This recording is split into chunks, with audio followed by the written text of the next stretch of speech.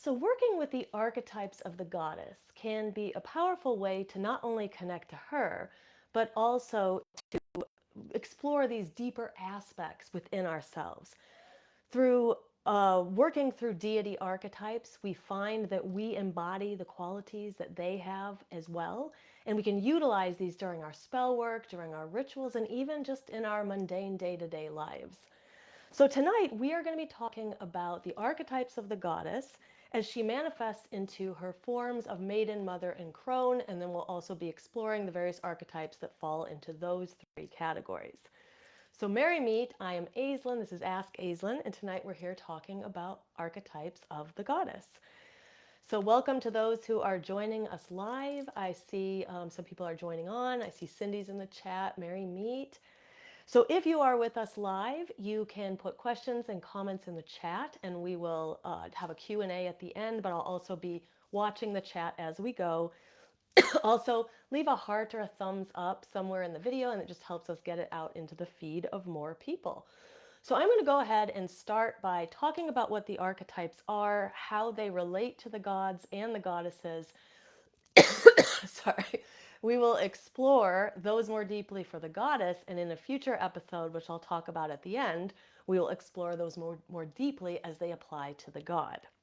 So, when I was starting to create this episode, I realized there was way too much information to put into just one episode, so we're splitting it across two.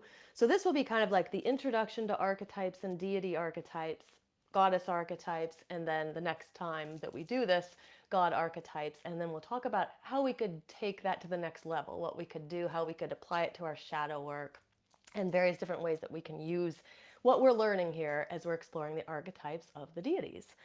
So I'm first going to start with what is an archetype, and I know that some of you have been following me, especially those in the Shadow Seekers membership. You probably know this already, but always good for a refresher. And if you're brand new and you're wondering what an archetype is, well, don't worry, because we're going to cover all of that tonight. And just saying hi to a few more joining us. I see Joshua's here, and Jamie, and Amy, and Sabrina's here, Tabitha, Kurt. Merry meet, everybody. So welcome, and Leslie is here. Merry meet, everybody. Okay, so what is an archetype? Now, in the very simplest terms, an archetype is a symbol or a theme that is found across cultures. So, we're going to start by talking about a very simple archetype that is not related to deities or even to people, like the human experience. But this is the symbol or the archetype of the sun. So if we think about the sun has certain qualities. It just kind of close your eyes for a moment and just visualize the sun, and it's going to bring some things to you, some of them positive and perhaps some things negative. If people have bad experiences in the sun, maybe they burn really bad like I do. Um, but the sun, in general, it relates to the idea of illumination, growth, fertility, abundance, joy, happiness, right? Now, if we instead think about the moon, and we close our eyes for a moment, and you visualize the moon, and then you think about what comes to you. The moon has to do with mysteries, with emotions. It has to do with our intuition. If we go a little deeper into it, has to do with it has a hidden side to it, right? So there's always something that's sort of veiled about the moon, unless we're staring at its full face, the full moon. And it also has to do with women's mysteries. And so if we want to embody some of those qualities, or we want to kind of bring some of those energies into our lives, we can work with the sun, we can work with the moon. And I just got a notification that says there's something wrong with the internet. So I'm hoping that we're still broadcasting. It looks like we are. So I'm just going to keep going.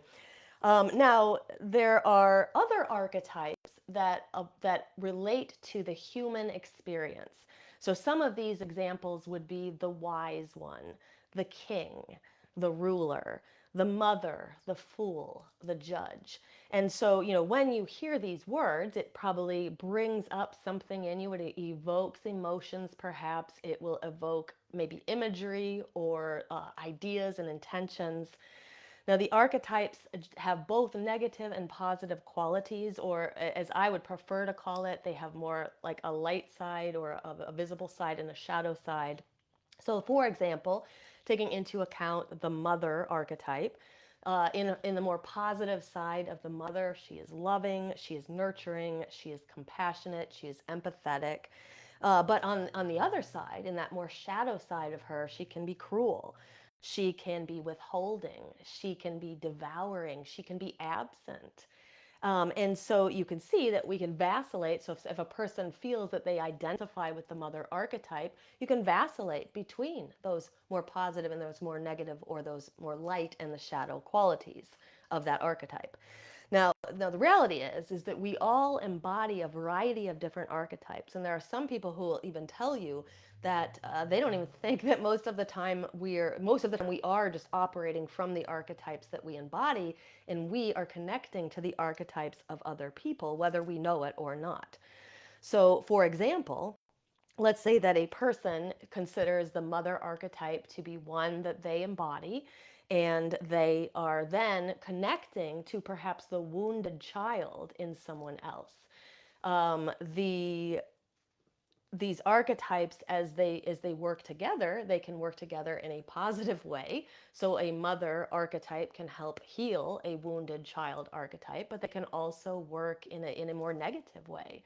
So the mother in her darker aspects may not give the wounded child what it needs. So when we can understand our own archetypes, the ones that we embody, this can be an important part of our shadow work, and it can be used to explore both those light and those dark aspects within us. So let's say, for example, the judge. And by the way, just to back up to the mother archetype, you don't have to be a physical mother in order to identify with that archetype either. So there are plenty of people that don't have children and still identify with that archetype because they mother other people. They're in more caregiving roles. They are taking care of animals. In her, in one aspect of the mother, she's a creator. So a person can be a mother to all of the projects that they have created, or the works of art that they have brought into this world.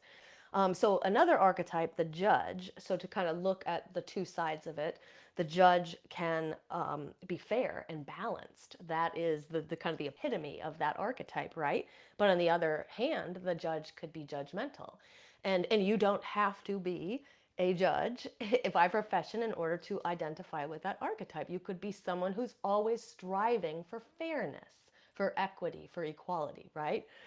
So if a person identified with the judge and then they started noticing that they were having judgmental thoughts, or just kind of, scrolling on Facebook, and just having these fleeting kind of judgmental thoughts about people, for example, then they would notice that they were kind of moving more into that shadow side of the archetype, and then that gives them a space to start exploring more about themselves that they can hopefully heal and kind of put the psyche back together.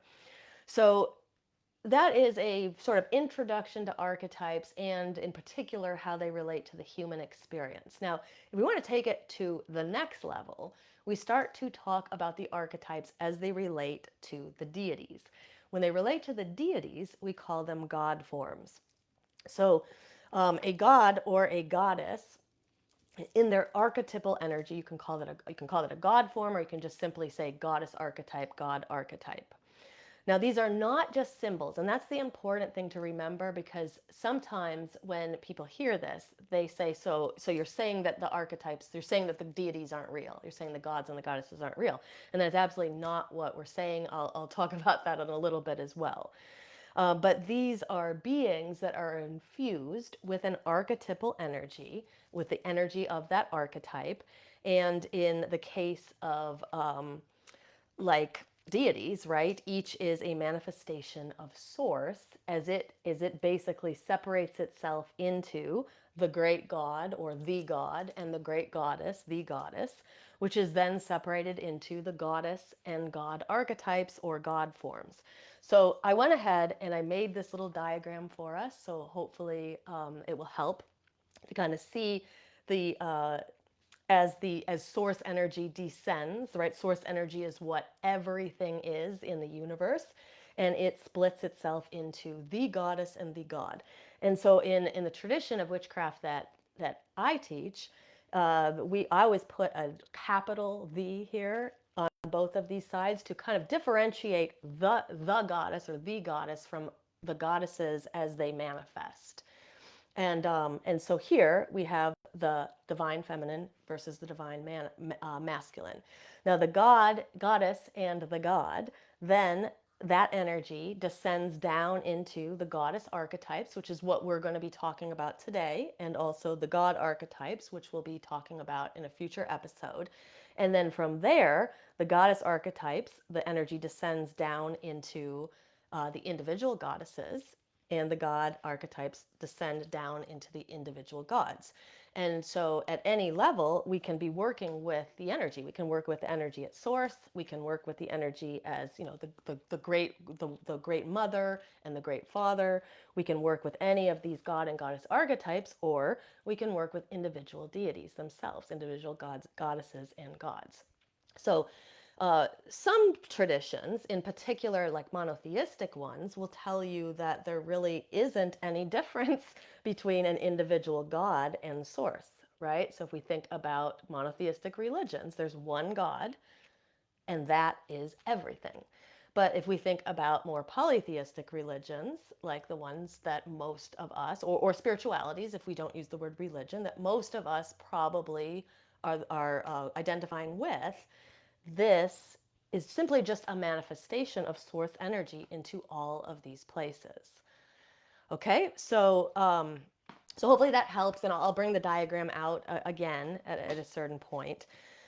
So if you look across the different cultures, we see similarities between the deities. And this is what starts to give us evidence of these god forms. So if we looked across cultures and everything was so different, we might say, there's not really anything connecting them. These are just a bunch of different individual gods and goddesses created by cultures. And on one hand, they are. But we see these similarities. So, for example, if we look at Venus and Aphrodite, that's a very easy one, and we can make a case for that. We'll just say that, you know, those two cultures were very, very much connected, and that's why those two deities are so similar.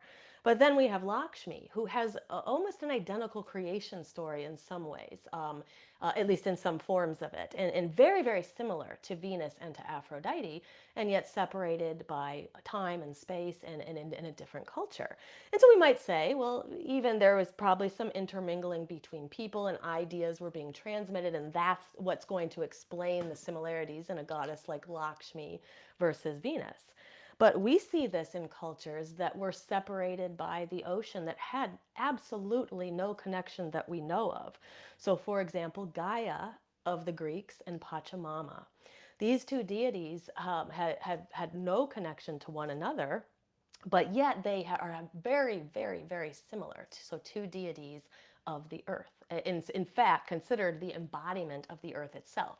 And we will be talking in just a little bit about the earth goddess in more detail, because she is one of the main goddess archetypes that source energy and the goddess energy can descend down into. Now, the fact that we can see these similarities in cultures that had no contact with one another gives us evidence of the collective unconscious. And for those who don't know, the collective unconscious is it's a belief or a theory that there is a part of our consciousness. So we have a conscious mind and an unconscious mind that just has all the stuff in it that you're not aware of right now. Some of it is kind of on the surface and you could connect to it or grab it pretty quickly. But some of it's buried really, really dark, deep down here. And that is often what we're trying to access when we're doing shadow work. But what we notice is that I lost my train of thought for a moment where I was even going with that.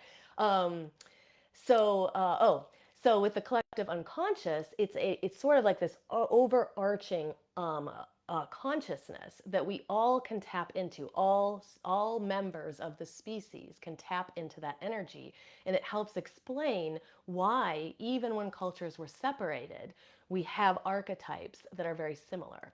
You know, most cultures think of the sun in a similar way. Most cultures think and thought, if we're talking about ancient cultures, most cultures think of the mother in a similar way, right? Just like many cultures think of some of these deities in a very similar way, lending evidence to this idea of the collective unconscious. And it's just such an interesting thing to explore, you know, because there's so much depth within it. I think it's in some ways it's a way that we communicate and can connect to other beings of our species, without saying words, without even being in the presence of one another, just because we have this thing that we all share. So we're going to segue into the goddess archetypes in just a moment, but I wanted to answer again, kind of explore that question of, so does this mean that archetypes are real or they're not real? Or I guess I should say, do the archetypes mean that the gods are real or not real? So I believe that the archetypes are just one level of manifestation. So like I said, it's just, we're not saying that the gods are symbols. They're symbols when we look at them in that form. But these are actually individual deities that come from source energy. So in its descent down from the source, we could think of this whole thing as like a diamond. And in fact, Christopher Penczak does talk about this, and I'm sure that others have talked about it, but I've at least seen it in his books and his writing. He talks about deity as being a diamond. And when we look at the whole diamond and we just kind of take the whole thing in, that's source.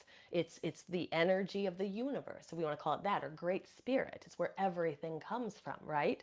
But if instead we look at a facet of the diamond, which is defined as a flat plane of the diamond, so one side of it, one aspect of it, then we are looking at the individual gods. So some people look at the diamond and that's what they see. They just see source energy. And so those are people who probably don't have individual gods or goddesses. And then some people will look at a facet and then they'll only work with that one deity. And that can happen in monotheism and in polytheism. So in polytheism, there is this sort of like maybe honing in on a facet or several facets, always with the understanding that the whole diamond exists. In monotheism, there is a honing in on one facet with I don't want to use the word ignorance here, but it's basically ignoring, which is where the word ignorance comes from, but it's ignoring the fact that all of the other facets are there, and in fact the whole diamond is also there. So it's like not seeing the rest of it, right? So like I said, both monotheists and polytheists can do that. They can hone in on one part of it. It just kind of depends on whether they're able to understand the whole thing is there or not. Now, some people will see a group of facets. And so when they do that, they're seeing perhaps archetypes. So they might focus in on all of the mother goddesses, right? Or they may see a whole group of facets and they kind of hone in on that and they see a whole pantheon. And they work with all the gods and goddesses from like the Norse pantheon, for example, or the Egyptian pantheon. Now, the interesting thing is that we can absolutely see all of this, right? So at times we may find it makes sense to work with source. At other times we may find it makes sense to call in the great goddess and the great god in those forms, right? In some instances, we may think it makes sense to work with the archetypes. Perhaps we have an intention and we want to like preparing for a court case and we want to work with like justice deities or something like that. And then sometimes we want to focus in on these individual gods and goddesses so we find more of a relationship with them. There's more of a humanness when we're working with the individual deities than we're going to experience if we're working with archetypes or source. Source is kind of hard for people to understand because it doesn't have a human manifested expression. But the individual gods and goddesses, many people will talk about their patrons being like friends to them, right? And and that's because it allows us to have a much more deep connection. It doesn't mean that the connection to source is wrong or it's not as good. It's just a different connection. And I say as witches, we can do all of this. You may find it makes sense to connect at different levels at different times. So like I said, important to note that we can switch back and forth between these different levels. Okay, so I'm just going to pause. We're about to move into why to work with archetypes or god forms as opposed to individual deities in some instances. But I'm just going to pause and look at the chat for a second and just saying hi, more people joining us. Hi, everybody. Tracy and Sonia's here. Hi, guys. And anybody that I missed. Tabitha, A lot of comments coming in. Melinda's here. Hi, everybody. Sonia was saying collective unconscious, connecting to shadow work and group therapy. Yeah, so absolutely, we work with the collective unconscious when we're doing our shadow work, and and when people are in group therapy, that's something that does help them connect to one another because everybody's connected to that collective unconscious. Um, and Sonia said our consciousness is like a shape and it can be shifted in words and with words and new understandings, perspectives. Yeah, absolutely. I totally agree. Okay, so I think we're still broadcasting. It's showing kind of weird internet activity here. Okay, so I am going to talk about why work with the God forms, or to say that a different way, why work with the archetypes of the gods and the goddesses. Okay, so archetypes or groups of deities may resonate with a current intention that we have. So, for example, let's suppose that someone is training to become a healer. So, they may focus on one specific deity who's connected to healing, or they may find it more useful to work with the healing deities in general, or just the archetype of the healer, of the healing god or the healing goddess.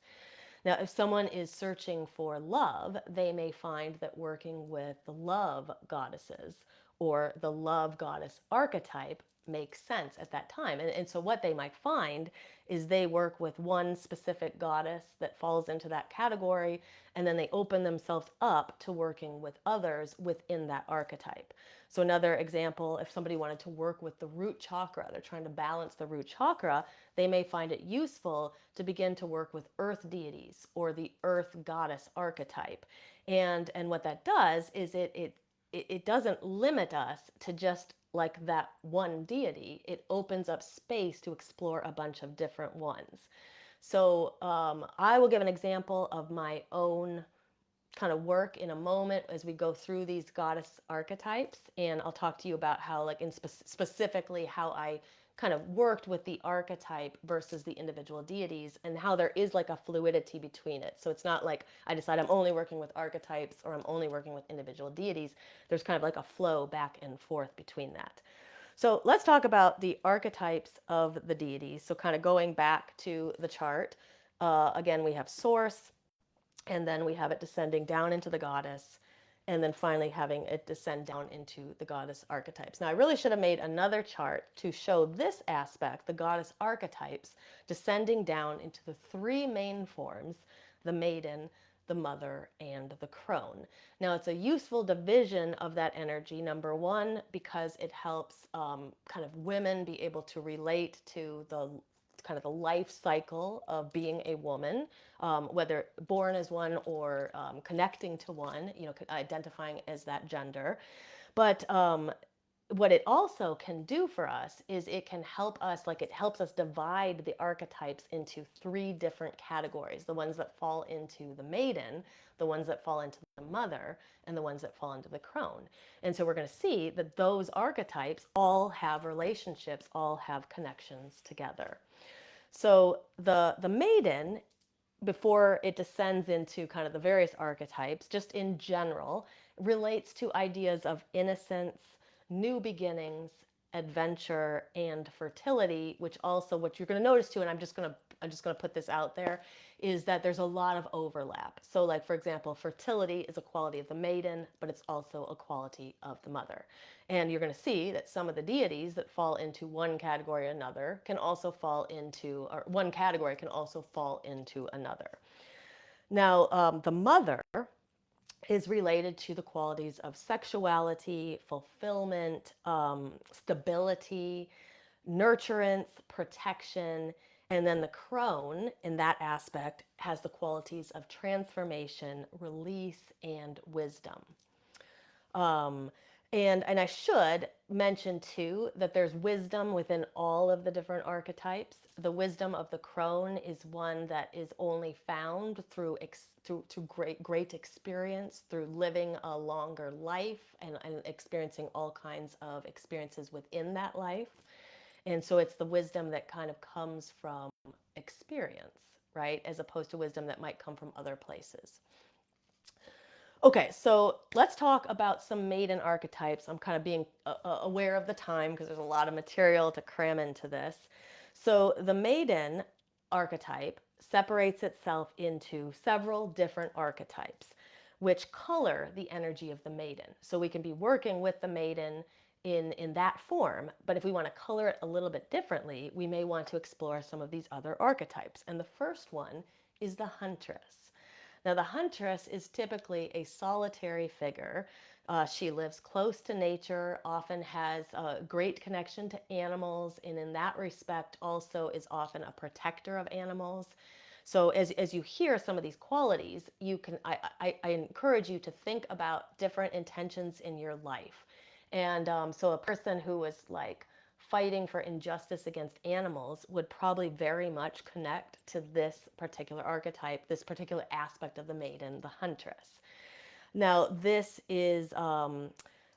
particular archetype is often a not not in a relationship, so it's often a solitary figure. And I think that this is when a person is not wanting to deal with that energy, not wanting to, kind of trying to explore themselves. They're not looking for like matching or pairing with somebody else, and they're really trying to explore themselves more deeply. This particular energy, the huntress, that archetype can be a powerful one to work with. Now, some examples of the huntress. So this is now when that energy descends down from the archetype of the huntress, it then descends down into the individual deities that go across all these different cultures.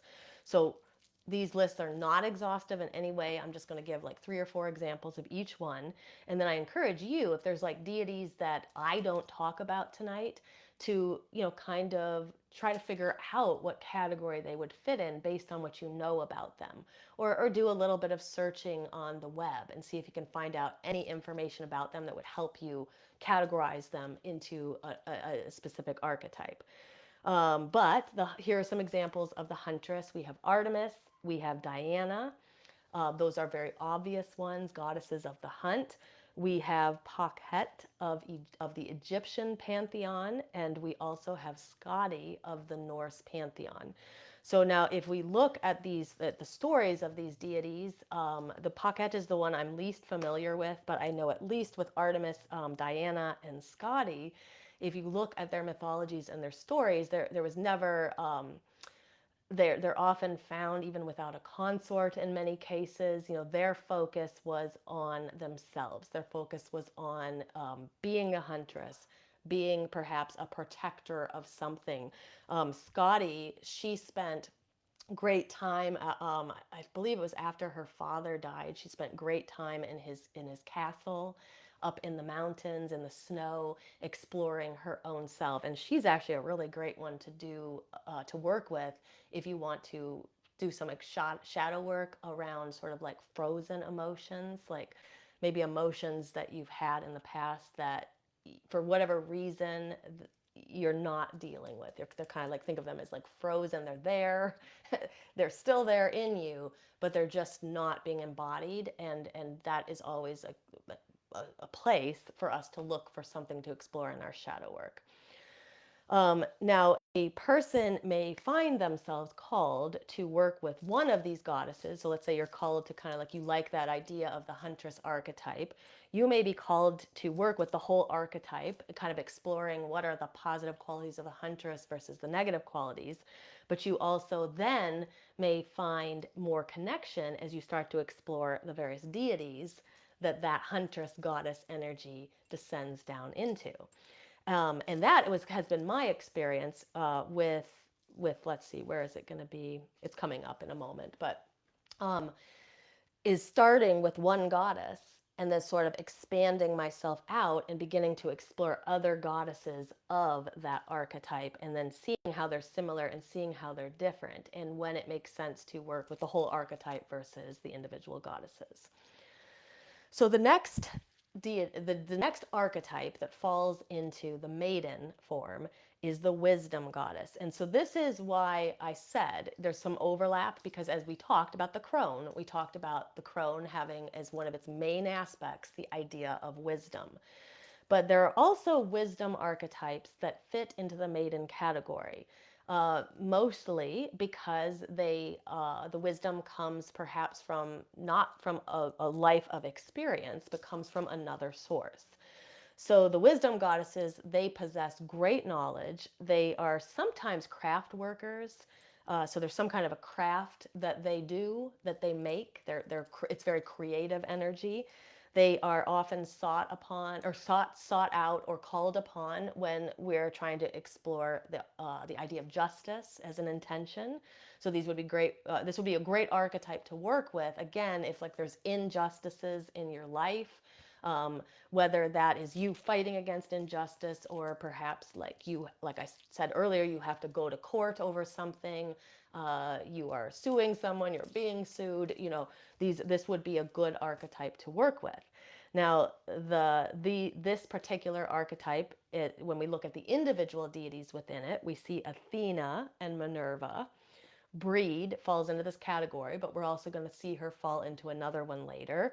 Sarasvati, she is a Hindu goddess of wisdom, of music, of creativity. She's also connected to the throat chakra.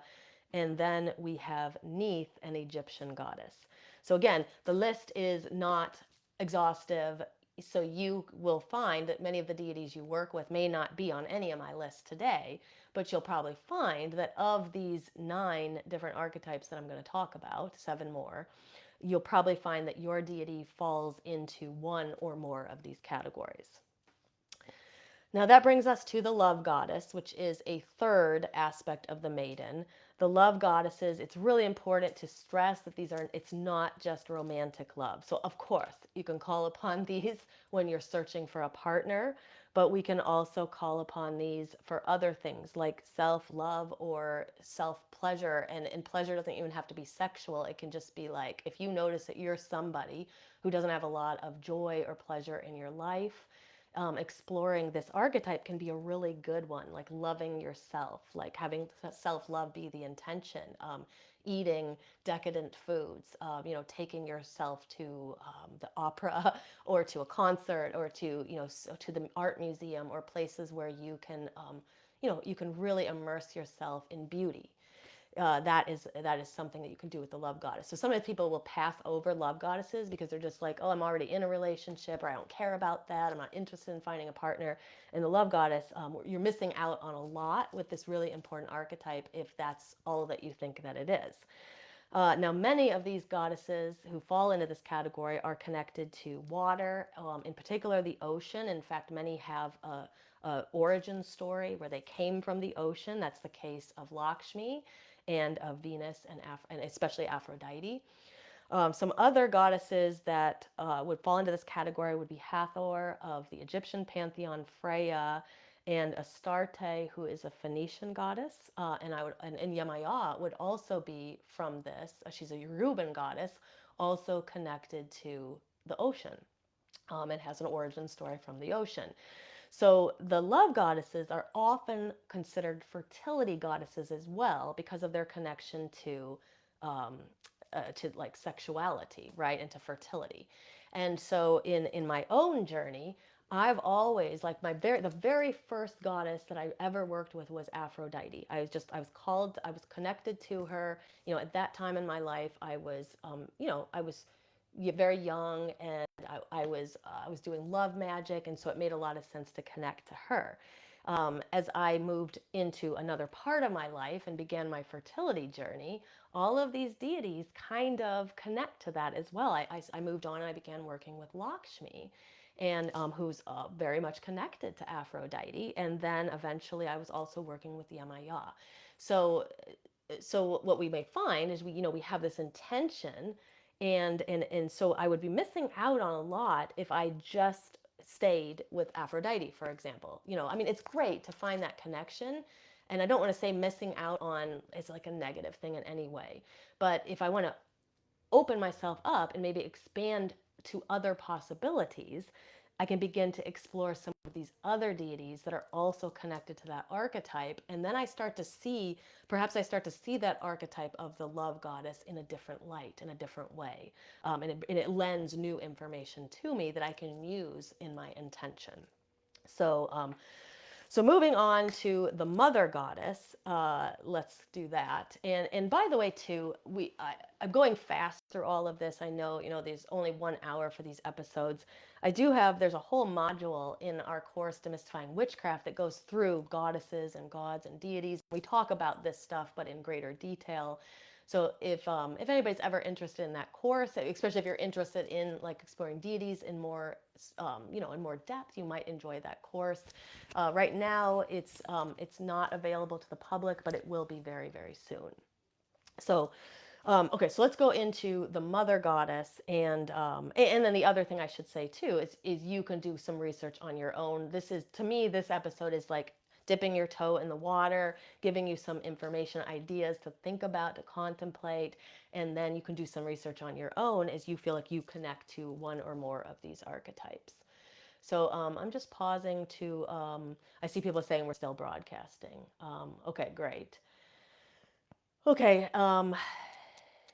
all right, and then Sonia said archetypes can combine emotions and concepts that can help us work towards our goals. Yeah, absolutely. So at the end, I'm going to talk a little bit about like what would you do, like what, if you want to take this a step forward and start to work with some of these archetypes, what would you do? And then we'll talk about that in greater depth in the paired episode, which is about the archetypes of the gods. Now that will not be next week. It's going to be in a couple of weeks, but I'll give you a little schedule at the end of when to expect that. Okay, so mother goddess archetypes. The first one that I want to talk about is the Queen of Heaven. Now, the Queen of Heaven, she is often ascended to that spot. So there are some goddesses who fall into those categories, but they are not. Hold on. Let me say this correctly. So there are some goddesses who you could probably put into this category who did not ascend to heaven. They're simply like in heaven, they're in the skies already. But many of the goddesses who are considered queens of heaven ascend to that place, which means that they have to go down in either go down into the underworld and learn something there before they ascend, or they ascend from earth up into the sky, up into the stars. So there are some stories where you will hear about like a goddess who, was fixed in the stars, right? Came from the earth and was fixed in the stars. Now, there's, like I said, there's often an underworld connection up to these deities, and also a connection to the sky. So some of the deities that would fall into this category would be Inanna. She's like a classic one here. She descended from heaven down to the underworld. She learned a bunch of stuff in the underworld, got her chakras balanced, and came back up and ascended back up into heaven. We have Isis, who also has that connection to the underworld, but is considered a queen of heaven. We have Hera, who I don't know if she has any underworld connection, but we know as the wife of Zeus, she is considered a queen of heaven. And then like Mother Mary, who, I know in her own religion where she's from, she's devalued as just some kind of like secondary character in the story. But she is the divine goddess. She is the queen of heaven in the Christian mythology. And so we can work, Christian witches can very much work with Mother Mary, or may find value in working with the Queen of Heaven as an archetype and seeing if they connect to some of these other deities as well, like Inanna, Isis, or Hera.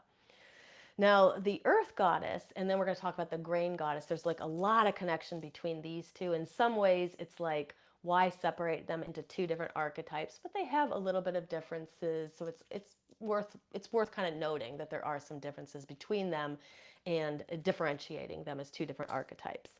Now, the Earth Goddess, I think that we could make the case for her being one of the oldest, if not the oldest archetype of deities. We live on the earth, right? Our ancient ancestors were well aware of the importance of the earth. They didn't have the science and the technology that we have today. their understanding was that if she wasn't appeased, then bad things would happen. And so she became one that many ancient cultures honored and revered first. Now, she is both benevolent and viciously protective. So we see that across many of these deities. Like, so Pachamama, for example, is a very good one to talk about because she is a deity who, people say she's very, very loving. My own experience of working with her, very loving deity. But the stories say, when she was not honored, if she felt that people were doing bad things to the earth, to her, right, as the embodiment of the earth, she was not beyond shaking the earth and destroying things. And so we see that sort of destructive side of Mother Nature, of the Earth Mother, right? Um, but she's viciously protective of her children, and obviously, she can be a very, very, very loving goddess to work with, especially for someone who's got some issues with the mother figures in their own life. Like people have had like a lot of trauma and abuse. They've had like an absent mother, withholding mother, a mother who's contributed to that trauma.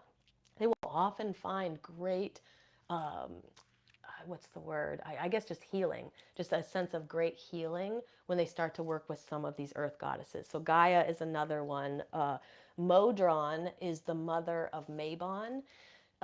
She is considered an embodiment of the earth, Hialtu. She's the stepmother of Lug, which is where the name Lunaza comes from, again, considered an embodiment of the earth.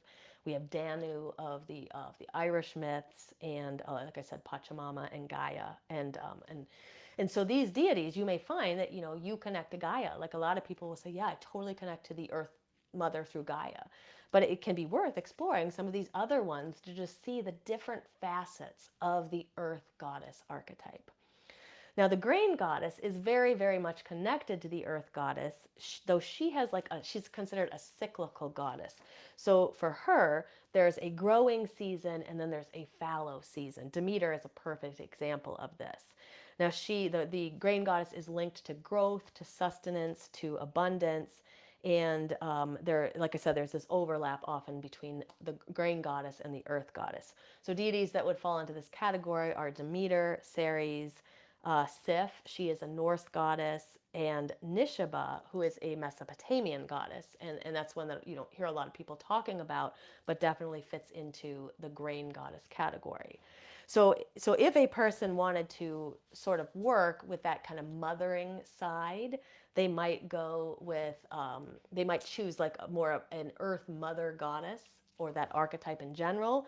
If people are more wanting to focus on kind of the cyclical side of it, like the light side versus the dark side, the abundant side versus that fallow side, and kind of work with those cycles, they might choose instead to focus more on the grain goddess archetype and the deities that fall into that category.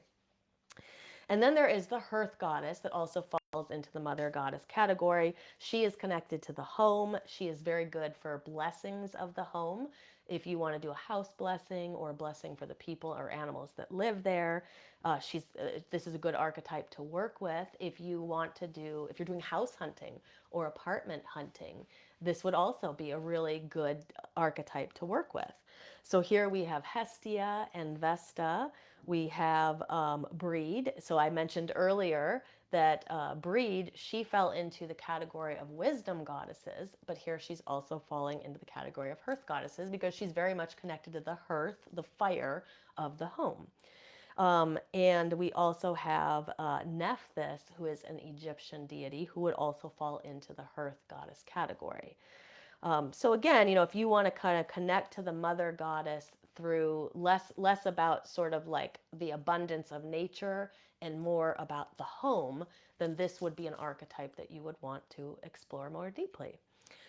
And then that moves us into the final set of goddesses, the Crone goddesses. And we'll have three that we'll talk about here. So the first one is the war goddess. Now, you're going to find when we do the companion episode to this, we're going to talk about the war god as well.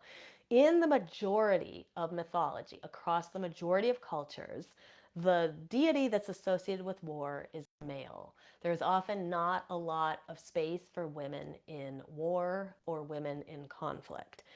But there are goddesses that we see that we would definitely consider a warrior or a war goddess. Now, the thing that's kind of interesting about the war goddess versus the war god, the war god is often about conquering. So, like conquering an area, um, whereas the war goddess is often about defending the defenseless. And so, one of my very favorite goddesses who falls into this category is Kali. And if anybody knows her origin story, Kali was comes from Shakti, which is the energy of the divine feminine made manifest. And there's this great war that is being fought between the gods and this demon called Raktabija, who had this unique ability to be able to clone himself from just one drop of his blood. So if one drop of his blood hit the ground, immediately another Raktabija would spring up. And so the gods are, there's this myth, or this story where the gods are fighting against him, and every time that they hit him, another Raktabija jumps up, and eventually there's just thousands of these demons surrounding them. And the gods at this point were kind of like, this is, they weren't sure what to do. This is sort of, would this be the end of everything when these demons took over the world? And so, in sort of like a last ditch effort to save humanity and to save themselves, they took all of their Shakti energy and they poured it into Kali, and she sprang up in all of her glory, and she figured out how to kill Raktabija. And she realized that his blood was hitting the ground, and so she would put a bowl, they would slay one Raktabija, and she'd put a bowl underneath and collect the blood, and she'd drink it down. And one by one they killed all of these demons until there were no more. But she is fiercely protective. People are sometimes afraid. People are oftentimes afraid of the deities that fall into this particular category, into all the Crone goddesses, because they're connected to death, because they're connected to the darker side of things. But look at the story of Kali. She was only slaying demons, and in a more metaphorical sense, she's slaying the demons within. She's slaying the parts of us that hold us back, the parts of us that attach to the ego, that can't see truth and can't see reality.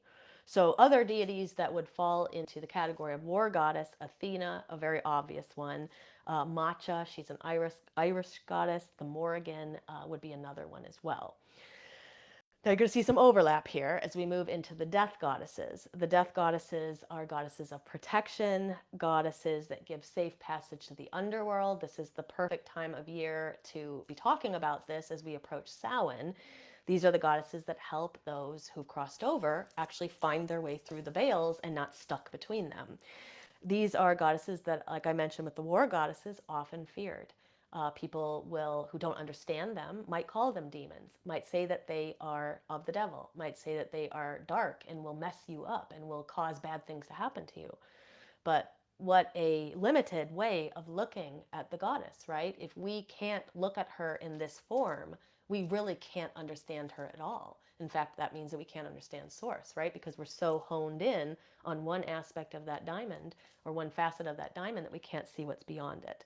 So there's going to be some overlap between the death goddesses and the underworld goddesses. The goddesses that I would kind of connect here to the death goddesses would be Hel of the Norse pantheon, Hecate, and also Santa Muerte. And then moving into the underworld goddesses, adding on this little connection to the descent into the underworld. Again, goddesses that are very much feared. They contain the aspects of ourselves that we fear and repress.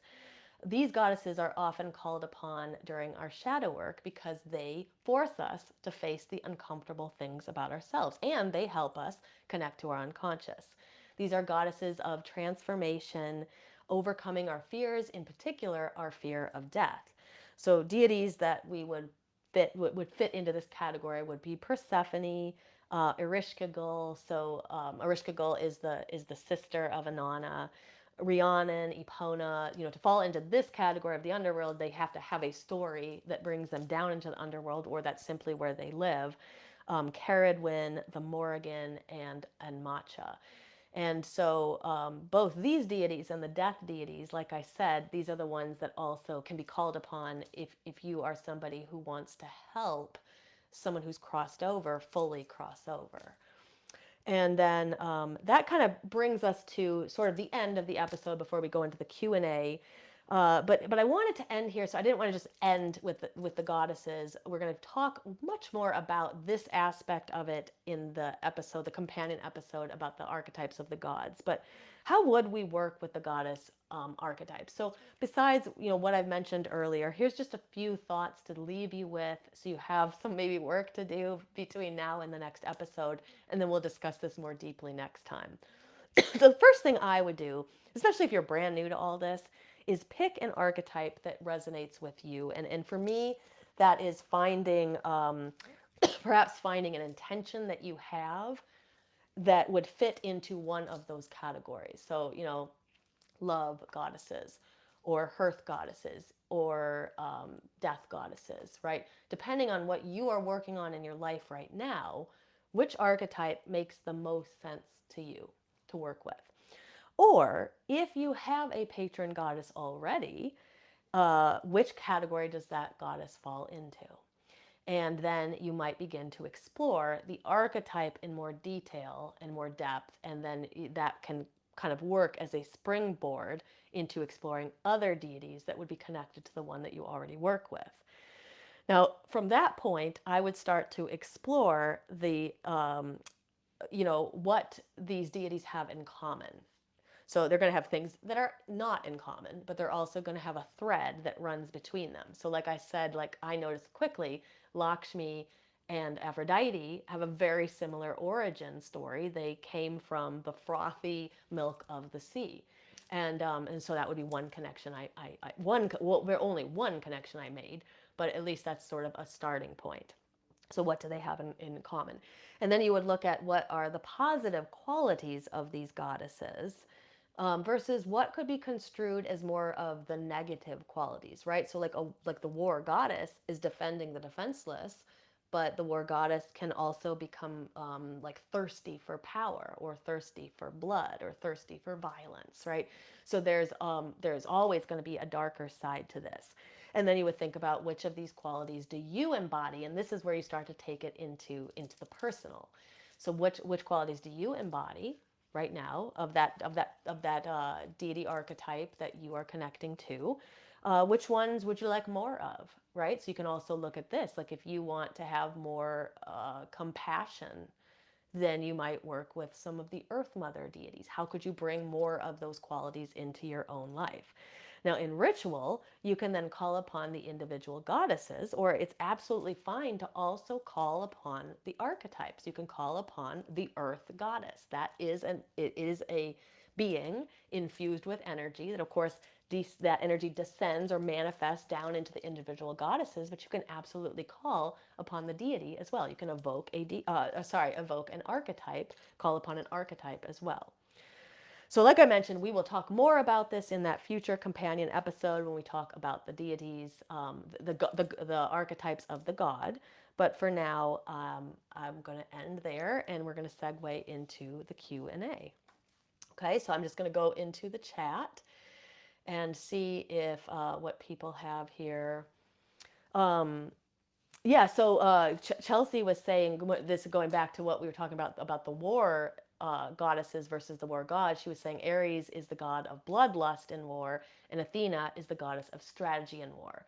So great example of the differences between that archetype, the archetype of the war god versus the war goddess. So it would seem like on the surface that would be the same thing. It's just male versus female in the deities, but really it is quite a different type of archetype, and we'll see that as we explore the war god in the future episode. We're going to see it's quite different than the war goddess.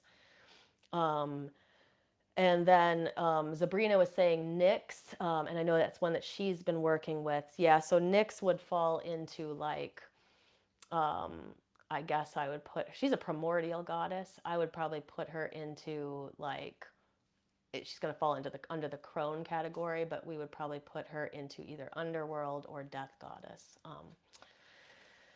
Uh, okay, so anybody live, put questions in the chat and I'll answer those. And then I'm just going to answer a couple that were left for me. And then we'll sign off for the night. But anything you guys want to add here, I'm here to answer any questions. And just by the way, the questions don't have to be about goddesses or gods or archetypes or deities or anything like that. It can be anything related to witchcraft, shadow work, energy work. You can ask anything you want. Okay, so Jess had a question about ways to connect to ancestors in particular because Samhain season is upon us. And so she said, what are some ways to connect with the ancestors? She said, I've done an ancestor altar and a dumb supper before, and she's looking for some other ideas. So for those who don't know what an ancestor altar or a dumb supper are, I will be talking about those in the Samhain episode in 2 weeks. So I'll give all about what you can do for that. That episode's going to be on 10/29, so it's in time for Samhain, gives people time to get ready for Samhain season. But to give Jess and others a few ideas of other things you can do to honor the ancestors, one thing that people will sometimes forget is communication with the ancestors. And so a lot of the methods that we can use to communicate with the ancestors on the surface look like divinatory methods. So we can use oracle or tarot cards, we can use automatic writing, we can use pendulum, just to name a few of these. And I think automatic writing is a really powerful tool to connect with the ancestors. But I also think that oracle and tarot and pendulum is as well. So it's all about the intention we set. So if I'm using a pendulum or tarot cards in order to do divination, to kind of look at what's going on right now, maybe gain insight into what was going on in the past, or look for kind of predictions about the future, I'm using that intention, right? I've set the intention of divination. But if instead I'm making a concerted intention to work with one of my ancestors, to call an ancestor to me and use this as the mode to communicate, then the tool is no longer a divinatory tool, it becomes a communication tool. So I think that at Samhain, it's great to do divination, but it's also great to consider using some of these tools for communication. Um, and then I see Kurt just had put in the chat Ouija, but which of course, or spirit boards is a way to communicate with those who've crossed over. But as he said, make sure that you're informed on how to open and close and protect your energy. Yes. So one of the things that we do have to be aware of when we are using tools to connect to ancestors, um, or spirits that have crossed over, is that it's sometimes difficult to control what or who comes through. And so your intention is very powerful. Your ability to protect your own energy can help a lot. And in fact, we're in luck because the next episode next week is all about protection magic. But being informed about it, I don't think Ouija boards are evil or bad, like some people will say, but just being aware that we're not always certain what energy has come through. But what I would recommend people do is if you want to use a spirit board to connect to an ancestor, or you want to use automatic writing or something like that, or a pendulum, is to set the intention specifically of who you want to talk to. So like a specific ancestor or my ancestors in general, that making that very specific intention, in fact, saying it out loud, can help make sure that other things that are not who you're trying to talk to don't also show up. So another thing that you can do to work with the ancestors at Samhain is doing some ancestral shadow work. So thinking about the patterns in your ancestral line that look unhealed. So if you've got a lot of depression in the family line, a lot of anxiety, if there's suicides, if there's divorces, it's just looking for patterns, separations, right? A lot of like early deaths and grieving. So looking at sort of like those unhealed chains that go back from ancestor to ancestor to ancestor. And oftentimes it will start in your own, you'll see it in your kind of nuclear family, you'll see it in your grandparents, and then if you ask questions, you'll probably learn that it goes back. And so as you start to do ancestral shadow work, not only do you learn how much of that is transmitted to you, and some things that you can heal, aspects that you can heal about yourself, But you can also begin to heal the ancestral line, which means that it starts to heal it for the people who are coming after you. Whether you have kids or not, there are ancestors coming at, there'll be ancestors someday, but there are beings that are going to come after you in your family line. You'll start to heal that energy for them as well. Another thing that you can do is leave a space for the ancestor or a ancestor in your ritual. Christopher Penczak, in his book The Mighty Dead, talks about leaving a chair in the ritual to invite the mighty dead or the ancestors of the witches to come and join the ritual. So that can be a really neat idea. In some ways, sort of similar to the dumb supper, where you leave the place for them to eat the meal with you. But you can do that in other spaces like your ritual as well.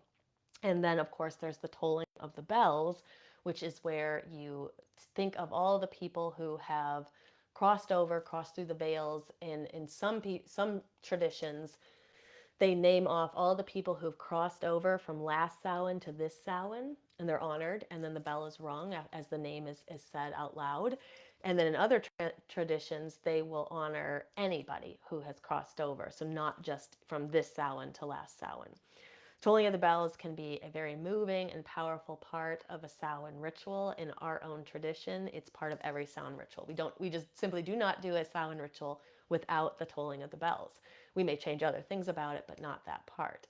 So I hope those are some good ideas. I will be doing an episode on Samhain magic, and I'll make sure that I include some more ideas of how to connect to the ancestors during that episode. That will be on 10/29. But at least I hope that helps to get you started.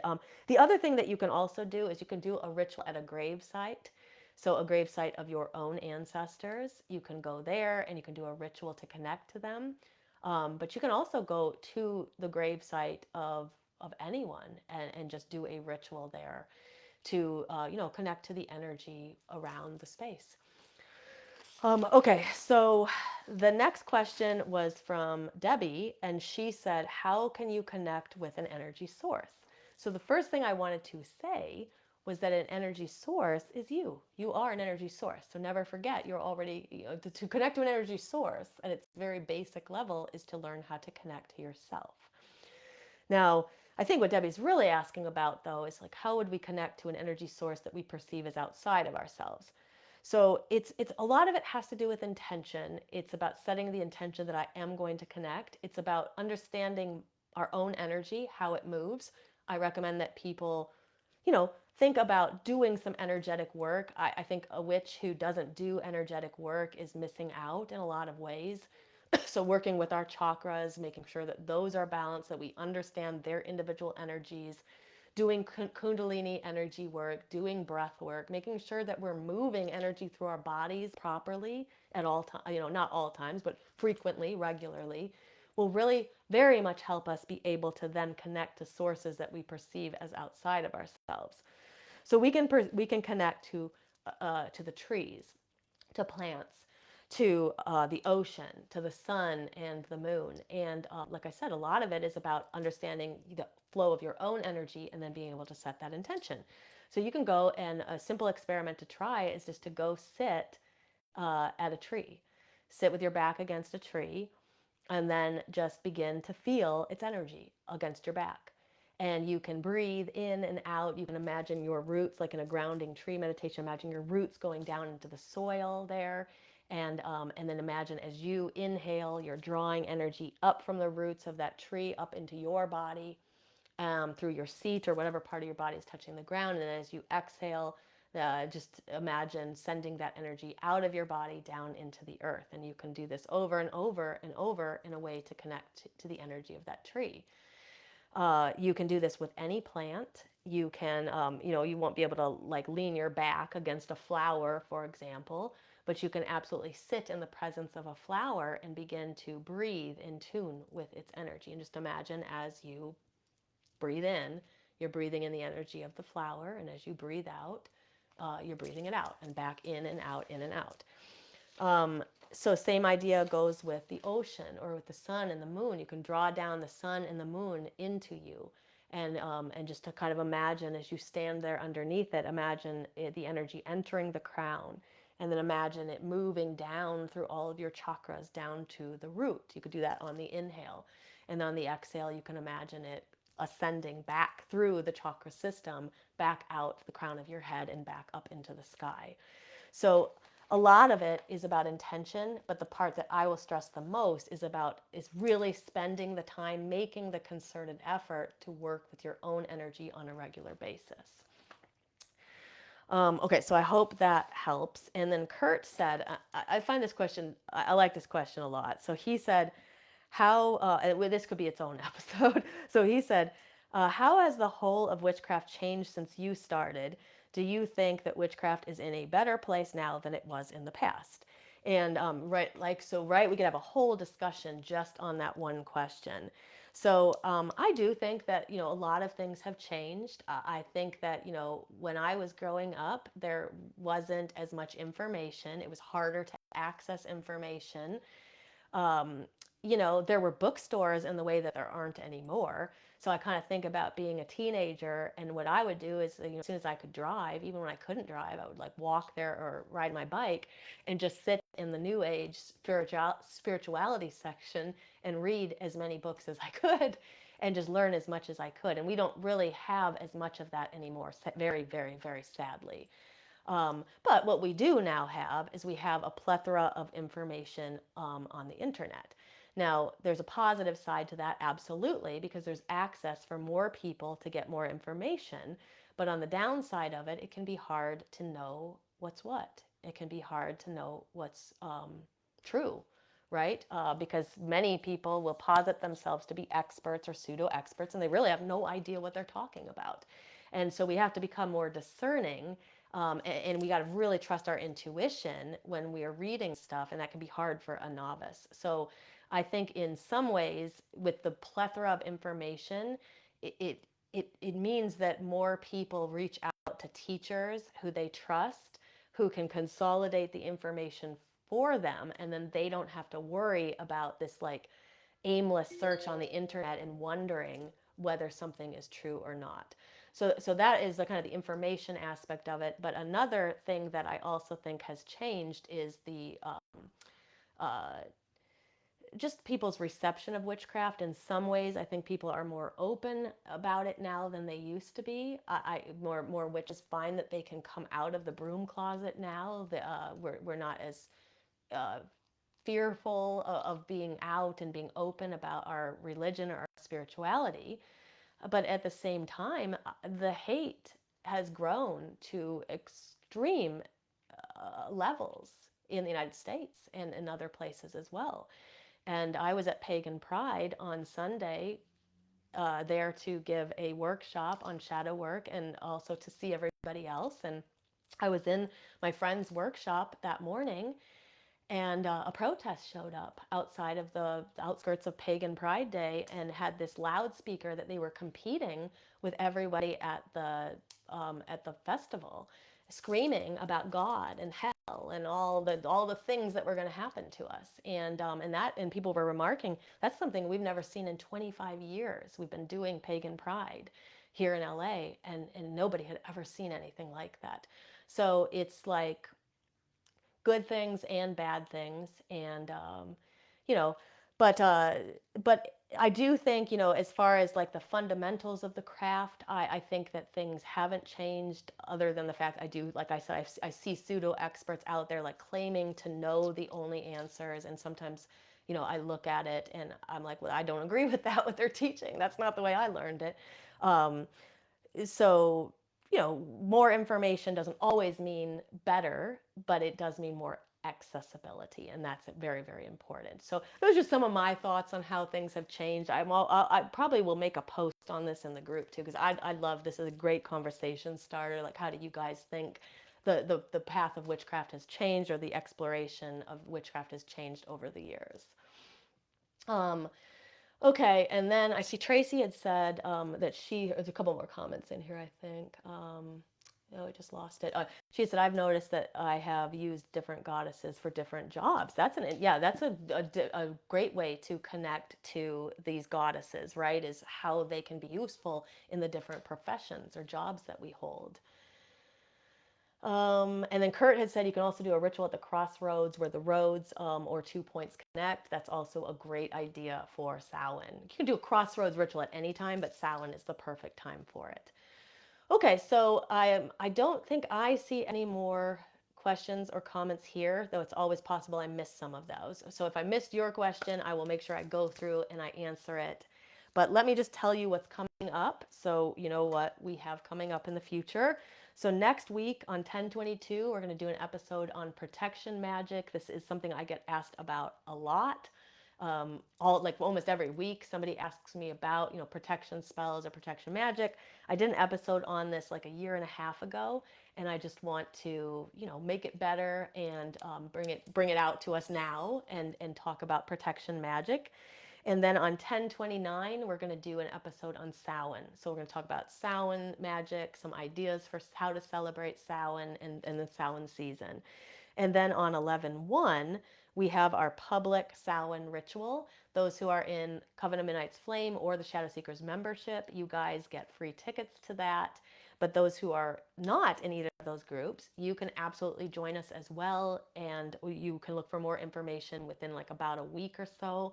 I'll be posting how you can get a ticket through donation to that. And that is all online. And then on 11/5, my plan is to do the archetypes of the god, the second episode that connects to the one we just did tonight. I am aware that that's election night, so I haven't decided if I'm going to do something else. I might do a class on relaxation because I know that regardless of what side people are on, there's going to be a lot of like frayed nerves that night. So I may do that, but we'll definitely be doing a episode on the archetypes of the god very, very soon. So if it's not on 11/5, it would be the following week. Let's see, what would that be? 11/12. Okay. All right, so I am going to sign off now, but it's been so great spending time with you guys. Always, I love these Tuesday nights. And if you are watching back in replay, especially on YouTube, make sure you subscribe to the channel Body Mind Witchcraft so you make sure you don't miss any future episodes. And leave a heart or a thumbs up somewhere in the video so we make sure we get it out to more people. All right, until next time, blessed be.